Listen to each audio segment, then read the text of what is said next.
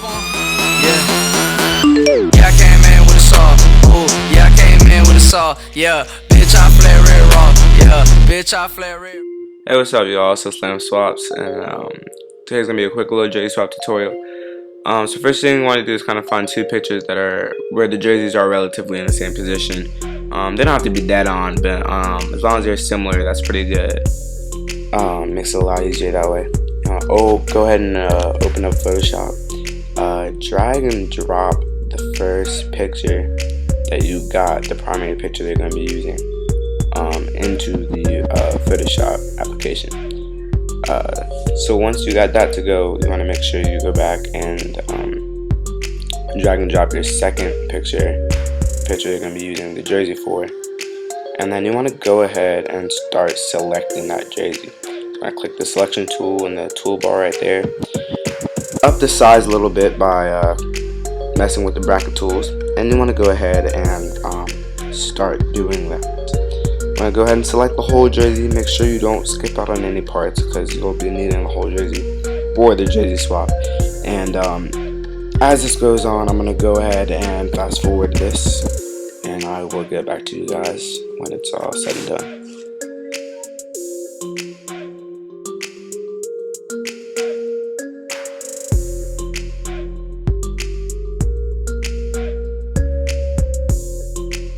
Once you're all done selecting, you want to go ahead and drag the jersey, and just the jersey, not the jersey and shorts, into the file where you're swapping the player.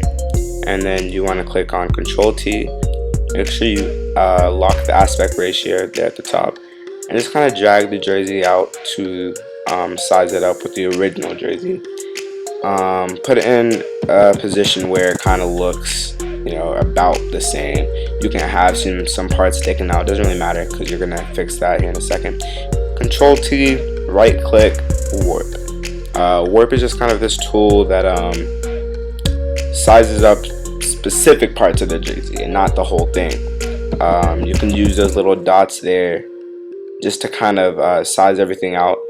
So those dots and corners and edges you can click on, and it just kind of moves everything into a better perspective. So you kind of want to move in and see what parts you need to get rid of.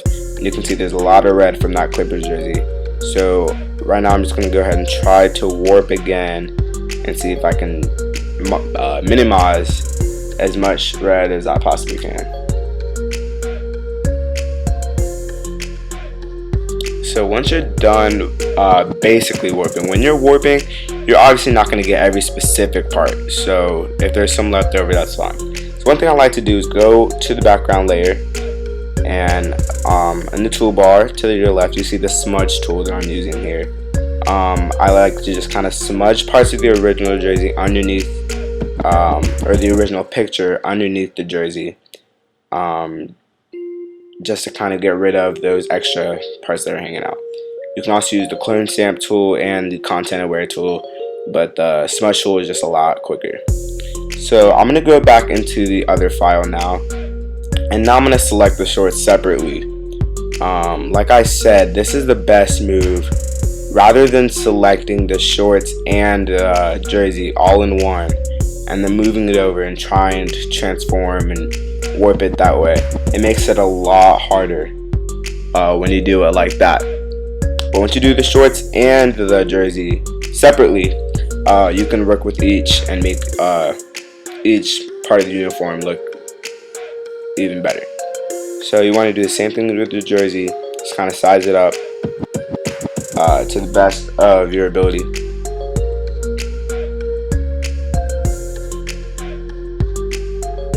So once you're done with that, you can also do some smudging here and there. So as you can see, I'm kind of smudging the original red jersey underneath this Cavs jersey here.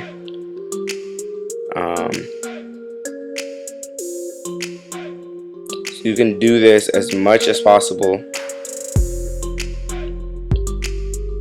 but obviously you don't really want to overuse this. You kind of want to play around with it a little bit. You don't want to use this for literally every single part here, or else it just kind of gets a little obvious that you're that you're doing this. So I'm not a big fan of using it on the player.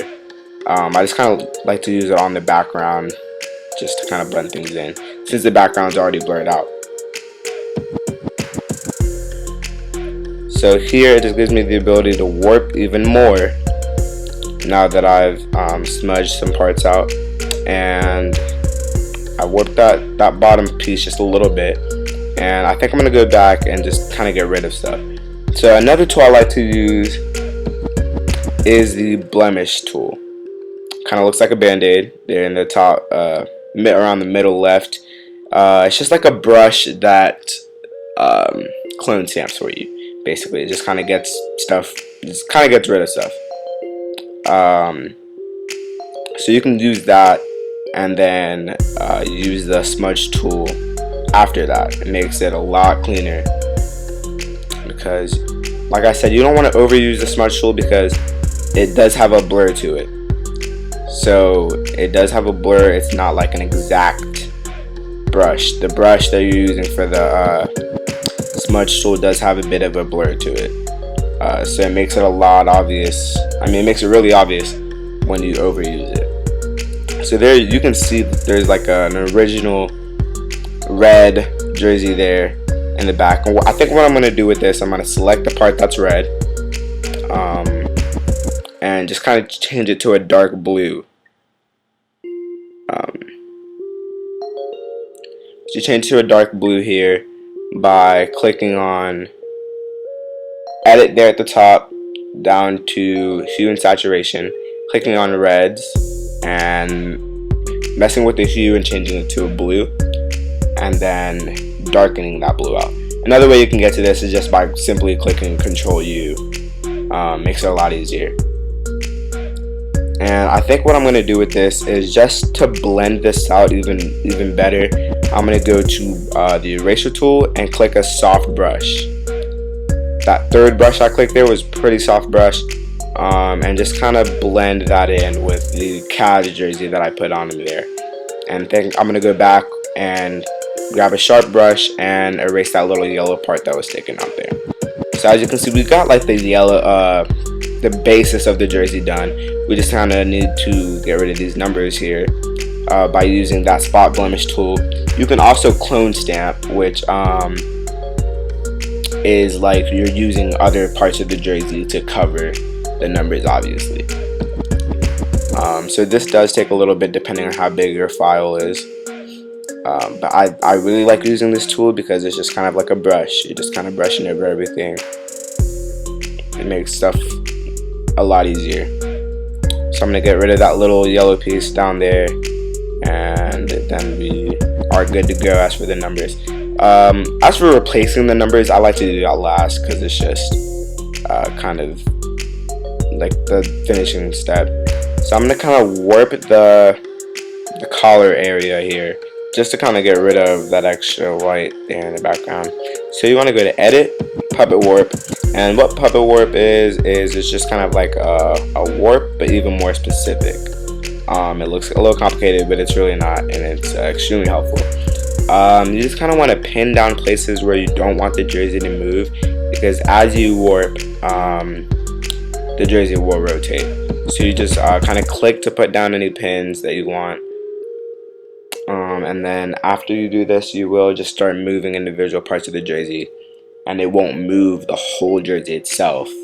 It'll just move that specific little triangle area that you clicked on. It makes warping a whole lot easier. So you want to put down as many pins as you want, and then you just kind of want to start kind of warping.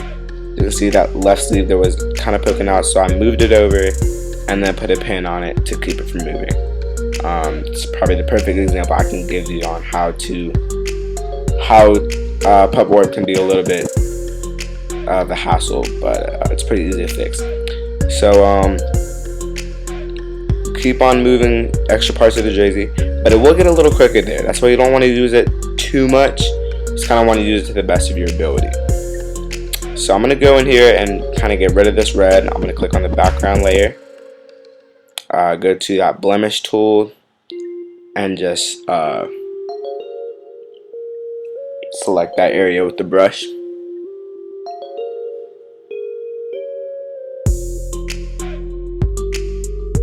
And see, that's pretty much it. It just kind of gets rid of everything for you as long as you're on that background layer, like I said. So I'm going to focus on this little white color here. It shouldn't be that bad. I thought about using that smudge tool, but like I said, I don't like using that on players because it has a blur and it just makes it obvious. So you want to use that blemish tool and just kind of brush over that area as best as you can. As you can see, the blemish tool just kind of gives it a better look. But after that, you can obviously go in and just kind of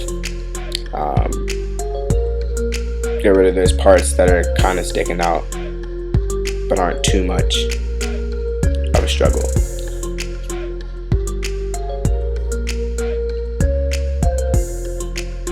So after that, I'm going to take a brush here and just kind of get rid of that part of the Cavs jersey that's sticking over his neck there. But at the same time, I want to make sure I don't see any Clippers red in there. So I'm going to take a brush here over the jersey and get rid of those annoying little parts there that just don't really need to be there. Those little parts of lining. I'm going to zoom out, and I think around this part, you just kind of want to just start comparing what your swap looks like compared to the original picture, just to see how realistic it is. So obviously I do need to add the number in, and I think I'm going to go ahead and make him number 11, keeping his number from LA. So you want to go ahead and search a player that just has the number 1. If you're doing a number like 11, you can just kind of find a 1 and then duplicate it to make it 11. So once I do find this picture, I'm going to go ahead and get back to you guys and continue the tutorial from there.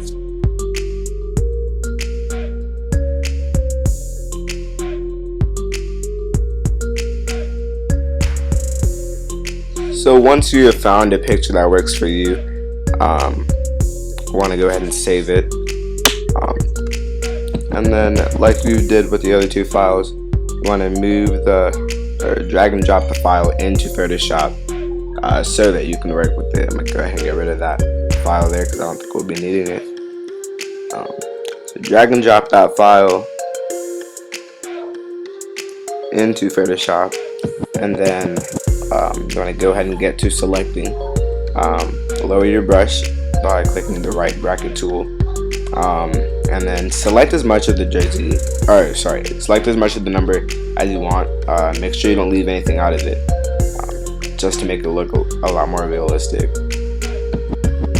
So then you want to drag and drop that over into the file, size it up, and as you can see, it is under the layer, so you want to, or under the jersey layer, so you want to bring it back over the jersey layer. I'm going to click Control T, lock the aspect ratio there at the top, and then just kind of rotate it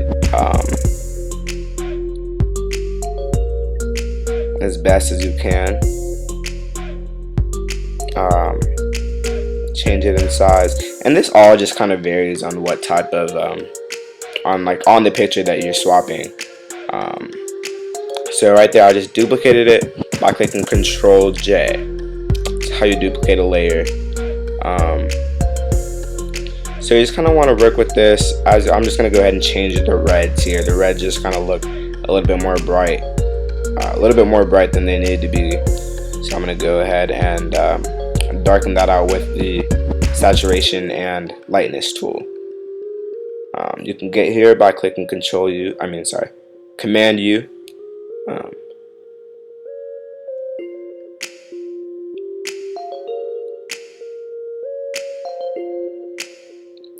And I'm going to be doing the same thing for the other number 1 here.